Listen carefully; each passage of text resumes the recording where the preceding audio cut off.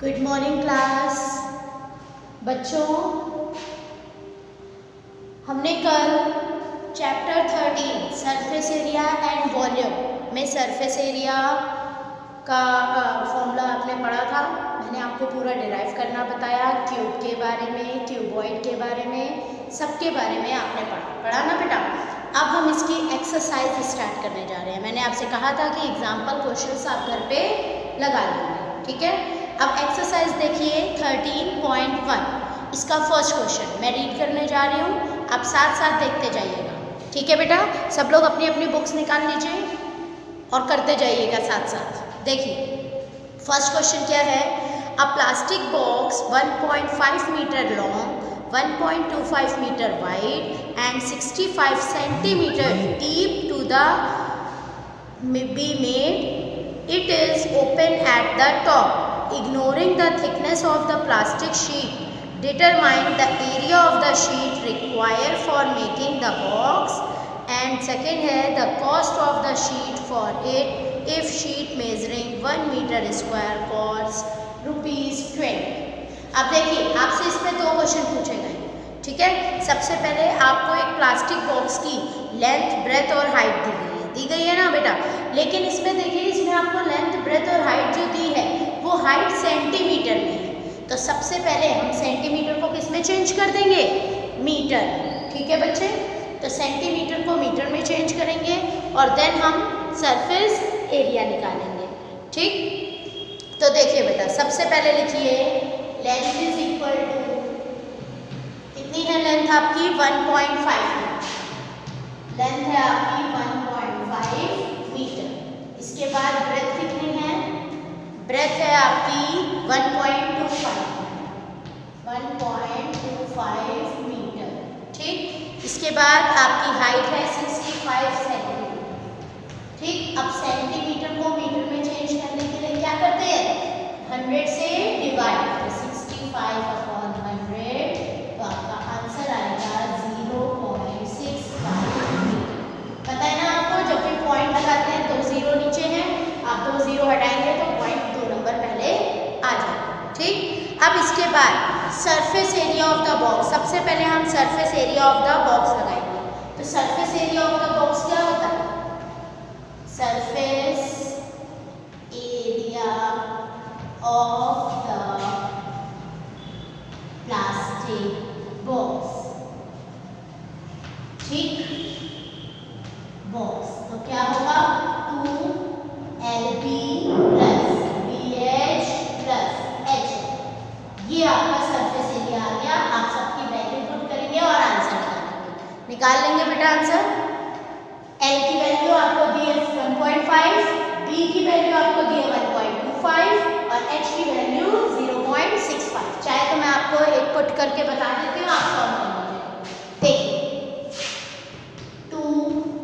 L की value है 1.5 into 1.25 plus फिर 1.25 इंटू 0.65 प्लस 0.65 इंटू 1.5, बस इतना आपको लिखना, ठीक।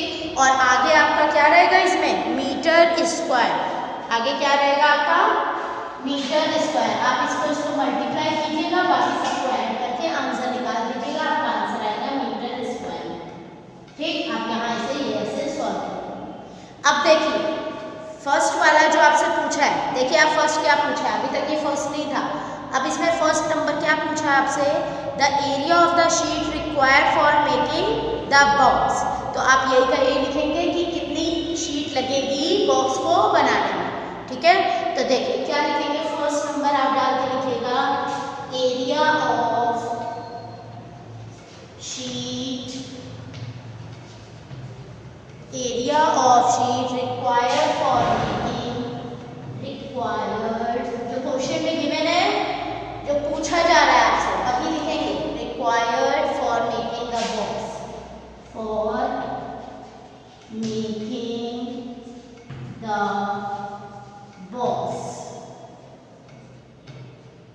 ठीक। अब बॉक्स के लिए क्या लिखेंगे, अब आपको पता है जब हम बॉक्स में कोई शीट लगाएंगे तो टॉप एरिया तो ओपन हो जाएगा ना, तो टॉप एरिया जब बॉक्स का खुल जाएगा तो उस पर तो शीट लगेगी नहीं, शीट बाकी 5 एरियाज पे लगेगी, ठीक है ना, उस पर नहीं लगेगी। तो हम जो ऊपर वाले टॉप एरिया था उसका जो एरिया था रेक्टेंगल का वो क्या था, L इंटू बी। क्या था रेक्टेंगल का एरिया ऊपर वाले टॉप का, L इंटू बी। तो ये L इंटू बी हम इस आंसर में से माइनस करेंगे, ठीक है। तो आपका इसका आंसर जो आएगा वो आंसर आएगा 7.25। इसका आंसर क्या आएगा इसको सॉल्व करने पर 7. आप जब इसको सॉल्व कर लेंगे तो आपका आंसर आ जाएगा 7.325 मीटर स्क्वायर, ये आंसर आएगा। तो आप इसी से इसको माइनस करेंगे 7.325 माइनस L इंटू बी।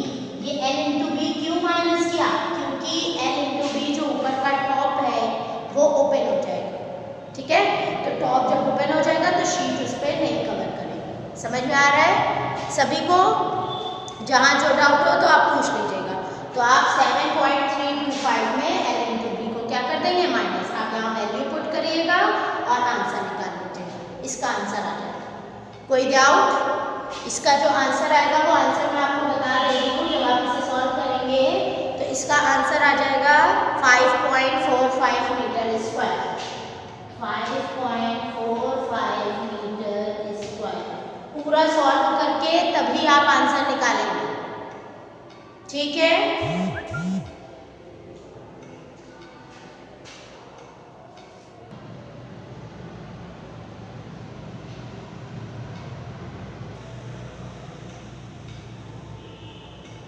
अब आगे देखिए बच्चे, जब हमने फर्स्ट वाले का आंसर निकाल लिया ना, फर्स्ट का आंसर हमारा क्या था 5.45 मीटर स्क्वायर, ठीक।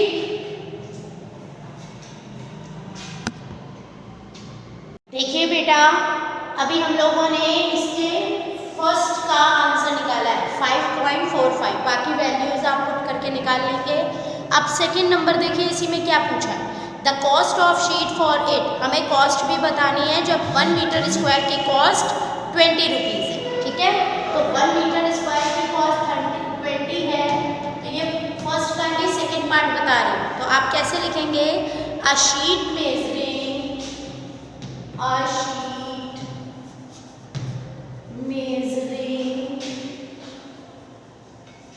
1 मीटर स्क्वायर कॉस्ट। अब 1 मीटर स्क्वायर की कॉस्ट कितनी है, ₹20।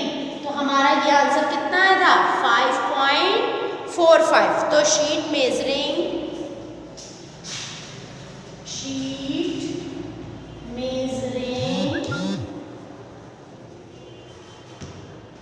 5.45 मीटर स्क्वायर कॉस्ट। तो हम क्या कर देंगे, जब हमें 1 का गिवन है और ज़्यादा का फाइंड करना है, कितने मीटर स्क्वायर आया ये आंसर, अब इसी में 20 को क्या कर देंगे मल्टीप्लाई। आप मल्टीप्लाई करके इसका आंसर निकाल दीजिए, मीटर स्क्वायर इतने रुपीस। क्या कोई डाउट किसी को? अगर आपसे आंसर ना निकले तो आप मुझसे पूछ सकते हैं, मैसेज करके मुझे बता दीजिएगा, ठीक है बेटा। ये आपका आंसर आ जाएगा, ठीक। इसके बाद देखिए नेक्स्ट सेकंड क्वेश्चन। अब फर्स्ट क्वेश्चन आपका हो गया कंप्लीट, 13.1 का ही सेकंड क्वेश्चन देखिए, फेयर कॉपी में अच्छे से सॉल्व करिएगा, साफ लिखिएगा। अब देखिए सेकंड क्वेश्चन, देखिए क्या बोला आपसे, मैं रीड कर रही हूँ, बुक में देखिएगा। The length, breadth and height of a room are 5 meter, 4 meter and 3 meter. Find the cost of whitewashing of the walls of the room and ceiling at the rate of 7.50 per meter square. अब उसने कहा है हमें white wash करना है घर में, ठीक है। वाइट वॉश के लिए लेंथ, ब्रेथ और हाइट आपको दी है, ठीक है। तो कितनी वाइट वॉशिंग होगी? अब आपको पता है कि वाइट वॉश हमेशा 4 वॉल्स में होता है। वाइट वॉश आपको पता है किस में होता है, 4 वॉल्स, अपर एंड लोअर में तो होता नहीं, ठीक है ना। टॉप वाले और जो अपर पार्ट होता है, लोअर पार्ट नीचे का, उसमें तो होता नहीं है ना। तो 4 वॉल्स का हम सरफेस एरिया निकालेंगे, ठीक है। सबसे पहले एरिया किसका लेंगे, 4 वॉल्स, ठीक है। इसके बाद एरिया ऑफ सीलिंग भी लेंगे, क्या लेंगे, एरिया ऑफ सीलिंग, ठीक। अब देखिए 4 वॉल्स का निकाल लेते हैं। तो यहाँ सबसे पहले लिखिएगा L इज इक्वल टू, आपको जो गिवन है L is equal to 5 metre, question से देखते जाइए, E is equal to 4 metre and height दी है H is equal to 3 metre. H is equal to कितना दिया है, 3 मीटर। तो सबसे पहले क्योंकि हमें वाइट वॉश करना है इसलिए एरिया ऑफ 4 वॉल्स, सबसे पहले क्या निकालेंगे, एरिया ऑफ 4 वॉल्स, ठीक, 4 वॉल्स। अब जब एरिया ऑफ 4 वॉल्स निकालना है तो बच्चों आपको पता है टॉप और बॉटम का ही हम लेफ्ट कर रहे हैं। तो टॉप और बॉटम का क्या होता था, L इंटू बी, टॉप और बॉटम का क्या था, L इंटू बी। तो ये हम लेफ्ट कर देंगे, ठीक है। 2LB जो था इसको हम हटा देंगे, इसको रिमूव कर देंगे। तो कितना बचा, 2HL प्लस BH, यही तो बचा, 2HL प्लस BH। तो L प्लस B लेके हम H को मल्टीप्लाई में ले लें, अगर H को भी बाहर ले लें तो इसको ऐसे रहेगा 2LH HL प्लस BH, ठीक है। L भी हमने हटा दिया क्योंकि टॉप और बॉटम का एरिया नहीं वाइट वॉश होगा, समझ गए। इसके बाद यहाँ पर 2H बाहर ले लेना मल्टीप्लाई और ब्रैकेट में L प्लस B, ठीक। इसमें आप 2LH की वैल्यू पुट करके ये पूरा आंसर आप निकाल हो जाएगा। आंसर निकाल लेंगे बच्चों। अब आंसर निकालने के बाद आपको एरिया ऑफ सीलिंग भी निकालनी है क्योंकि ऊपर नीचे जो टॉप में होगा वो क्या होता है, सीलिंग। अब क्या नीचे भी होती है बॉटम में, नहीं, क्योंकि बॉटम में तो आपका फर्श बना, ठीक है। तो टॉप में सिर्फ सीलिंग होगी। तो इसके बाद आप लिखेंगे एरिया ऑफ सीलिंग, क्या लिखेंगे, एरिया ऑफ सीलिंग। इतना निकालने के बाद आप लिखिएगा एरिया ऑफ सीलिंग, क्या लिखेंगे, एरिया ऑफ सीलिंग, ठीक। अब एरिया ऑफ सीलिंग आपका हो जाएगा L इंटू बी, क्योंकि टॉप में होगा बॉटम में नहीं होगा। तो एरिया ऑफ सीलिंग आपका आ गया L इंटू बी। तो यही वैल्यू पुट करके आप इसका भी आंसर निकाल लेंगे, ठीक है। तो आपका इसका आंसर जो आएगा, मैं आपको आंसर बता रही हूँ बट आप पूरी वैल्यू पुट करके ही आंसर निकालेंगे, ऐसे नहीं लिखेंगे, ठीक, ठीक है बेटा। तो आप इसका भी आंसर लिख लीजिएगा वैल्यूज पुट करके। इसके बाद अब क्योंकि वो आपसे पूछ रहे हैं कि रिक्वायर्ड एरिया बताओ वाइट वॉशिंग का कि कितना है, तो रिक्वायर्ड एरिया के लिए क्या करेंगे, इन दोनों को जो हमने निकाला है इनको ऐड। रिक्वायर्ड एरिया के लिए क्या करते हैं बेटा, ऐड। रिक्वायर्ड एरिया के लिए क्या करेंगे, ऐड। इसी के आगे का बता रहे, इसी के आगे लिखना required area for, required area for white washing, required area for white washing. तो क्या होगा रिक्वायर्ड एरिया, तो जो हमने फाइंड आउट किया है area of 4 walls plus area of 4 walls plus area of ceiling, इन दोनों का जो आंसर आएगा उसे हम ऐड कर देंगे तो हमारा क्या आंसर आ जाएगा, required area for white washing. आप यहाँ दोनों को ऐड करके आंसर आया बेटा आप लोगों को समझ, ठीक है।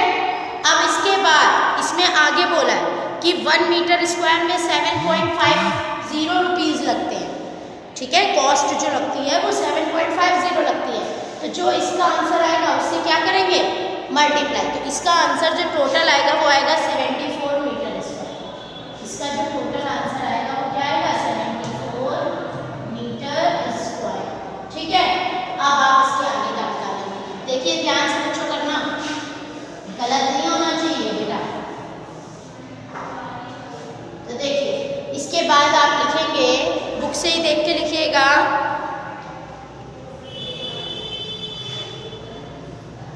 Cost of white washing